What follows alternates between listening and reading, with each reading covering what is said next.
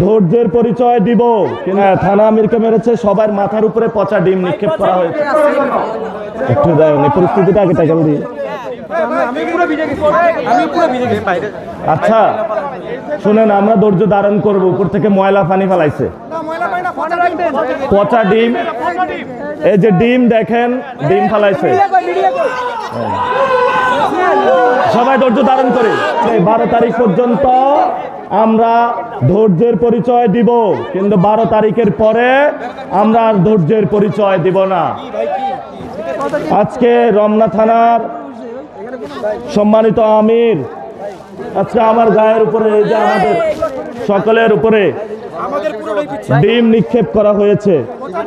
এই যে ছাত্র শিবিরের ভাইয়ের উপরে, আমাদের এনসিপির দপ্তর সম্পাদকের উপরে পচা, হ্যাঁ থানা আমিরকে মেরেছে, সবার মাথার উপরে পচা ডিম নিক্ষেপ করা হয়েছে। আল্লাহ আপনাদেরকে হেদায়েত দান করুন এবং আল্লাহ আপনাদেরকে আবার চাঁদাবাজি থেকেও মুক্তি দিক। আল্লাহ আপনাদেরকে সন্ত্রাসীদের থেকে মুক্তি দিক।